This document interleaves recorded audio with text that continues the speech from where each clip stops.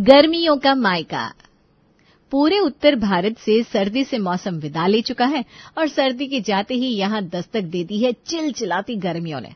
वैसे तो गर्मियों का सीजन किसी को भी पसंद नहीं होता, लेकिन फिर भी गर्मियों में एक खास चीज होती है जिसकी वजह से साल भर सभी को गर्मी आने का इंतजार होता है, और वो है गर्मियों की छुट्टियां। गर्मी होते ही बच्चों के स्कूलों में समर वेकेशन हो जाते हैं और उसी के साथ पूरे 2 महीने के लिए बच्चों की मम्मी भी मायके जाने के लिए अपने बैग पैक कर लेती है। ये क्या है नैना, हर दूसरे महीने तुम मायके जाने की रट लगाने लगती हो। कभी कभी तो मुझे ऐसा लगता है कि तुम औरतों को सिर्फ मायके जाने का बहाना चाहिए होता है। अब ये क्या बात हो गई भाई, गर्मियां आ गई तो तुम भी पूरे 1 महीने के लिए अपने मायके जाओगी? अरे पूरा साल आप और आपका परिवार एक साथ बिताते हैं, तो क्या हम औरतें 1 महीना भी अपने परिवार के साथ नहीं बिता सकते? ऐसी कौन सी आफत आ जाएगी अगर कुछ दिन के लिए मैं मायके चली जाऊंगी तो? और आप मुझे ये बताओ कि ऐसी कौन सी औरत है जो गर्मियों में अपने मायके ना जाती हो? स्कूल में पढ़ने वाले बच्चे हैं अब, क्योंकि वो बेचारी साल भर तो अपने मायके जाकर रह नहीं पाती, इसीलिए गर्मियों की छुट्टियों में मायके जाकर उनके साथ थोड़ा समय बिताती है। तुम्हारे कौन से बच्चे हो गए जो तुम्हें गर्मियों में भी मायके जाने का बहाना चाहिए? पति समीर की बात सुनकर नैना को बहुत बुरा लगता है। अब नैना कोई 90 के दशक वाली खूंटे से बनकर रहने वाली महिला तो थी नहीं, जो पति की गलत और सही हर तरह की बात को मुंह पर ताला लगाकर बर्दाश्त कर ले। इसीलिए गुस्से में तमतमाते हुए नैना भी समीर को पलटकर जवाब दे देती है। अच्छा, जब आपकी बहन आती है तब तो इतना गुणा भाग दिमाग में आता नहीं आपके कि दीदी पिछली बार कब आई थी, कितने दिन के लिए रुकी थी और अब कितने दिन रहकर जाएंगी। ये सारा कैलकुलेशन आप मर्दों को तभी क्यों याद आता है जब बीवी को मायके जाना होता है? हाँ, तो मायके से इतना ही लगाव था तो शादी करके यहाँ आने की क्या जरूरत थी? मायके में ही रहना चाहिए था। न मायका छोड़कर तुम ससुराल आती, न रोज रोज मायके जाने का तुम्हारा मन मचलता। समीर, मैंने आपसे सिर्फ शादी की है, किसी कॉन्ट्रैक्ट पर साइन नहीं किया कि आपसे शादी करने के बाद मैं अपने माता पिता को त्याग दूंगी। जिस तरह से शादी के बाद मेरे लिए मेरा ससुराल जरूरी है ना, मेरे माता पिता भी मेरे लिए उतने ही जरूरी हैं। इसलिए जब भी मुझे मौका मिलेगा और जब भी जरूरत होगी मैं अपने मायके जरूर जाऊंगी। अब आपको ये बात अच्छी लगे तो ठीक है, बुरी लगे तो भी ठीक है। गलत बातों का समर्थन करना मुझे मेरे माता पिता ने नहीं सिखाया। इतना कहकर नैना मुंह फेर कर सो जाती है। पत्नी के मुंह से मायके जाने की जिद सुनकर समीर का भी गुस्सा आसमान छू रहा था, लेकिन उसे समझ में नहीं आ रहा था कि आखिर वो करे तो क्या करे जिससे सांप भी मर जाए और लाठी भी ना टूटे। कहने का मतलब यह है कि उसे पत्नी नैना की नजर में खटकना भी ना पड़े और उसे मायके जाने से भी रोक ले। अब बात सिर्फ नैना के मायके जाने तक सीमित नहीं थी, बल्कि अब तो ये समीर के आत्मसम्मान को ललकारने वाली बात हो गई थी। अगले दिन, अरे इतना अच्छा आइडिया खुद नैना ने तो मुझे दिया और मैं इतना मूर्ख हूँ, मैंने उसकी बातों को गौर से सुना ही नहीं। हाँ, तो मिल गया आइडिया। अब मैं इस नैना को बताता हूँ कि पति से पंगा लेने का मतलब क्या होता है। बहुत शौक है ना नैना तुम्हें मायके जाने का, अब देखता हूँ कैसे जाओगी तुम मायके। समीर अपना फोन निकालता है और बहन मीनाक्षी को फोन मिला देता है। मीनाक्षी दीदी, कब आओगी तुम? सही बताऊं तो मुझे तुम्हारे दोनों बच्चों की बहुत याद आ रही है। कितने दिन हुए बच्चों के साथ समय नहीं बिताया। अरे भाई क्या बात है, इस बार तो तुमने खुद से मुझे बुलाने के लिए फोन कर दिया, वरना हमेशा तो तुम बहनों को आया देखकर परेशान से ही नजर आते थे। अरे नहीं नहीं दीदी, ऐसी कोई बात नहीं है, बस थोड़ा काम में व्यस्त रहता हूँ, इसलिए तुम्हें ऐसा लगा होगा कि तुम्हारे आने से मुझे परेशानी है। अच्छा तुम ही सोचकर बताओ, अपनी बहन के घर आने से किसी भाई को कभी तकलीफ होती है क्या? अच्छा चल ठीक है, ये बता मैं अभी आ जाऊं या फिर थोड़े दिन बाद आऊं, क्योंकि अभी तो बहुत लंबी छुट्टियां बाकी हैं। देखो दीदी, मुश्किल से महीने भर का तो समय मिलता है आपको साल भर में, उसमें भी अगर आधा दिन बिता कर आओगी तो क्या ही फायदा रह जाएगा। अच्छा ये बता, छोटी भी आ रही है क्या? उसको फोन किया था तुमने? अभी तो नहीं किया, लेकिन आपसे बात करने के बाद छोटी को ही फोन लगाऊंगा। बड़ी बहन को अगले सप्ताह मायके आने का न्योता देने के बाद अब समीर अपनी छोटी बहन आरती को फोन मिलाता है और उसे भी आने के लिए कहता है। आरती, मीनाक्षी दीदी भी अगले सप्ताह आ रही है पूरे परिवार के साथ, तुम भी कोशिश करके उसी दिन पहुंच जाना। इसी बहाने हम तीनों भाई बहन थोड़ा समय साथ में बिताएंगे, खूब मस्ती करेंगे, बचपन की यादें ताजा करेंगे। क्या बात कर रहे हो, जीजी भी आ रही है क्या रविवार? हाँ, तभी तो तुम्हें फोन किया। दीदी कह रही थी कि अगर छोटी आएगी तभी मैं इतना जल्दी आऊंगी, वरना 15 दिन बाद आऊंगी।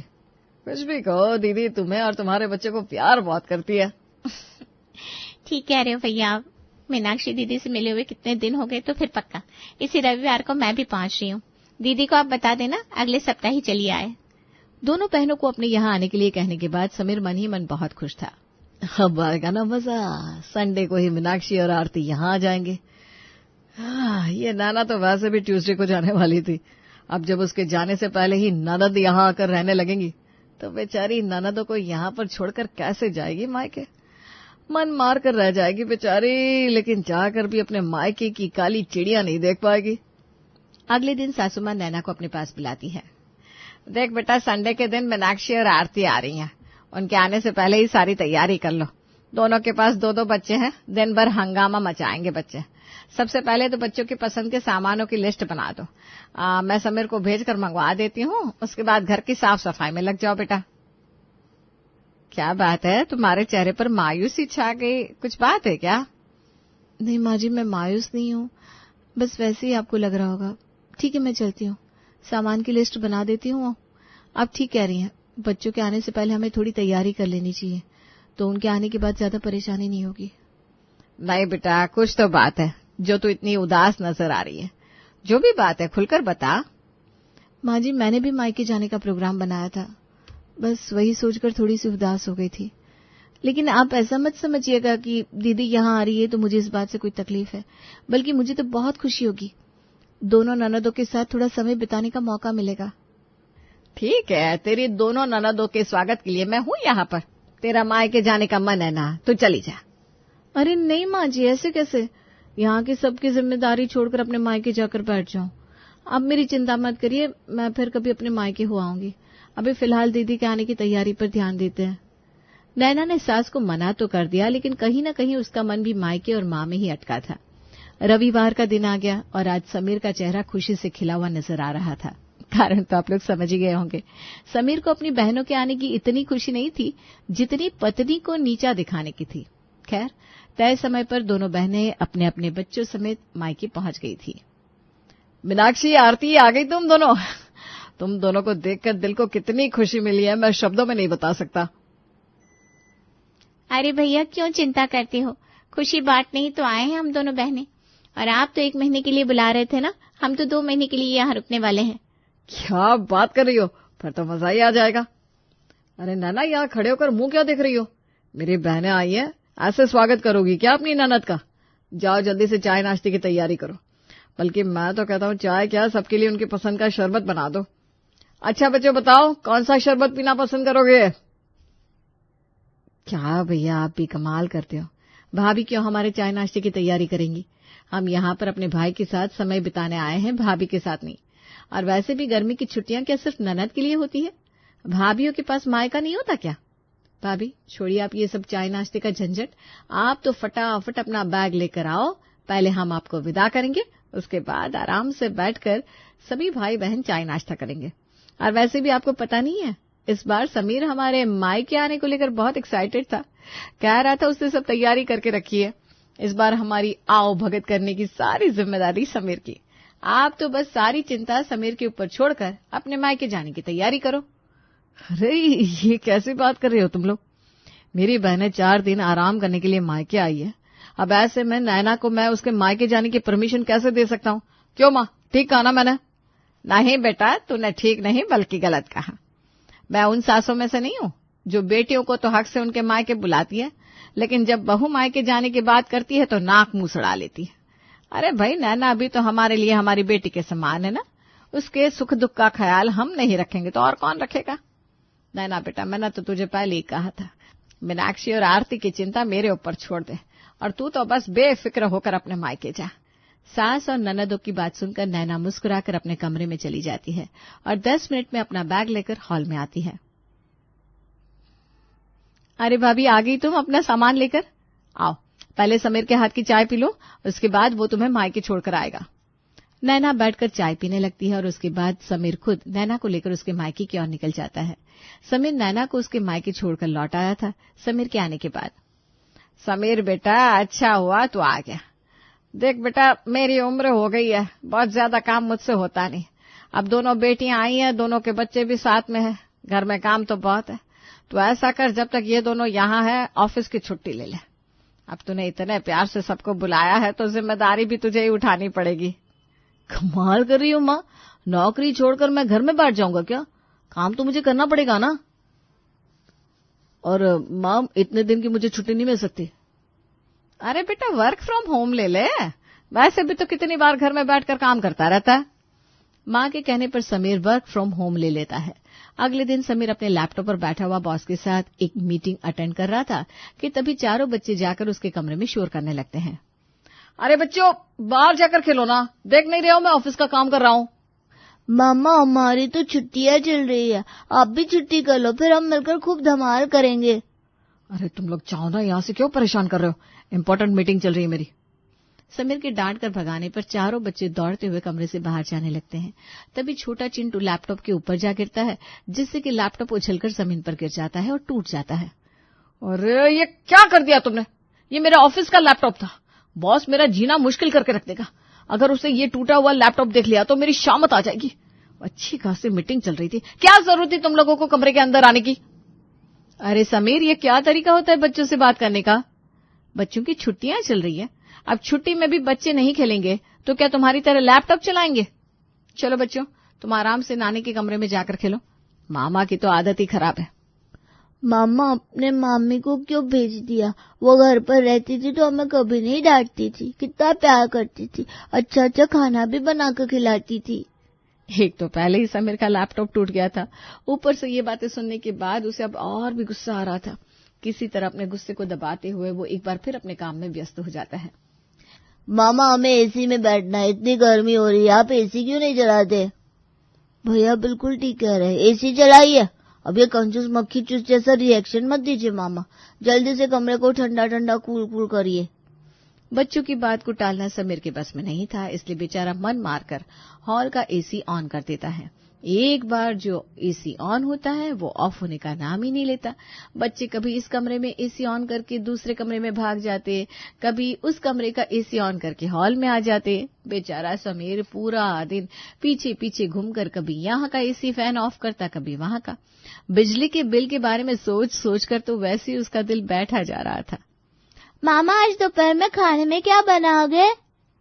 बेटा, मामा के पास ऑफिस का बहुत सारा काम है, आज तो दाल चावल ही बन पाएगा, उसी से काम चला लेना। मामा, दाल चावल नहीं खाएंगे हम लोग, छी, ऐसा कौन खाता है? आप हमारे लिए कुछ स्पेशल सा बना दो, ऐसा करो पास्ता बना दो। मेरे लिए आप नूडल्स बनाना। नहीं मामा, मुझे आलू के पराठे खाने हैं। अरे मुझे ये सब बनाना नहीं आता, दाल चावल बनाना आता है, वही चुपचाप खा लो। अरे दाल चावल खाने नानी के घर थोड़ी ना आए हैं। नानी के घर आने का मतलब तो यही होता है कि बच्चे अपनी 100 तरह की फरमाइश पूरी करवाते हैं। क्या बिगड़ जाएगा अगर बच्चों के लिए कुछ अच्छा सा बना देगा तो? चल अब नखरे मत कर, फटाफट बच्चों के लिए पास्ता बना दे, और हम लोग भी आज आलू के पराठे खाएंगे। ससुराल में पराठे बना बना कर खिलाते हैं, मायके में आकर तो कम से कम हमें पका पकाया मिले। क्या बात कर रही हो दीदी, ये पराठे वराठे बनाना मेरे बस का नहीं है। क्यों नहीं है? तुम तो कहते थे तुम चाहो तो चुटकी बजाकर घर के सारे काम निपटा सकते हो। बिना बात ही काम का बहाना बनाकर औरतें नाटक करती हैं। तो फिर अब घर के काम इतने बड़े और भारी क्यों लग रहे तुम्हें? तुमसे कैसे कहा ये सब? जरूर नैना ने मेरी चुगली की होगी, ठीक है ना? मैंने नैना ने कोई चुगली नहीं की है, बल्कि वो बेचारी तो अपने मायके भी नहीं जाना चाहती थी।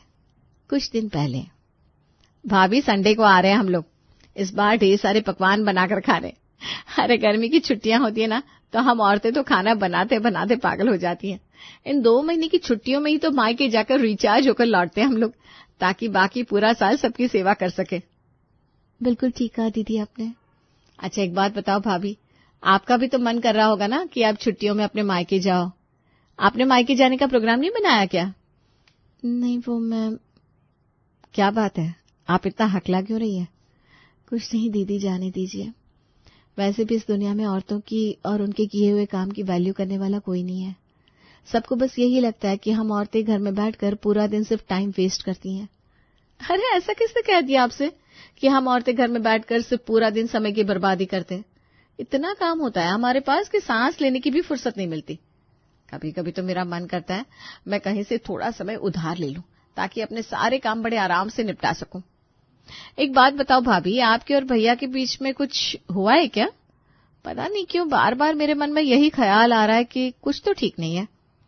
आरती के बार बार पूछने पर अंत में नैना समीर के साथ हुई सारी बातों के बारे में उन्हें बता देती है। अच्छा, तो ये बात है, इसीलिए हमारे प्यारे भाई को इस साल बहनों पर कुछ ज्यादा ही प्यार उमड़ रहा था। उसे क्या लगा था हम वहां आएंगे तो आप अपने मायके नहीं जा पाओगी?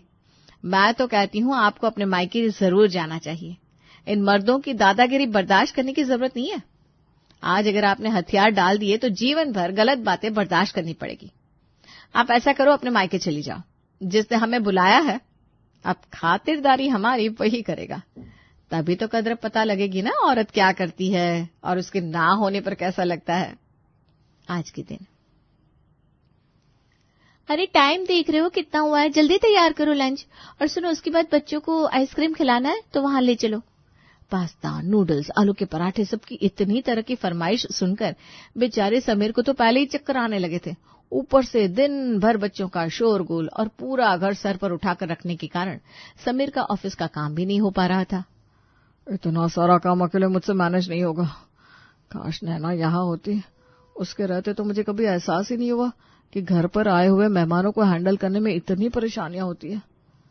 वो सब कुछ कितना अच्छे से मैनेज कर लेती थी। बच्चे तो हर बार ही आकर शैतानियां करते हैं, लेकिन उसने हमेशा सब कुछ अच्छे से संभाला।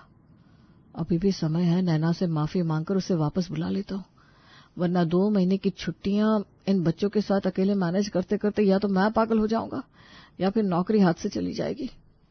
घबराते हुए समीर नैना को फोन करता है और अपने किए के लिए माफी मांगता है। तो आपको समझ में आ गया होगा घर में औरत की क्या अहमियत होती है। हाँ नैना, मुझसे गलती हो गई, तुम बस वापस आ जाओ। रहने दो समीर, भाभी को वापस बुलाने की जरूरत नहीं है। ये सब कुछ जो तुम देख रहे हो ना, वो हम सब ने जानबूझकर किया, ताकि तुम्हें इस बात का एहसास हो सके कि घर में एक औरत के ना रहने से क्या होता है। अब तुम्हें कोई दिक्कत नहीं आएगी। घर का काम हम दोनों बहनें मिलकर संभाल लेंगे। भाभी की कोई जरूरत नहीं है। तुम भी कल से अपने ऑफिस जा सकती हो।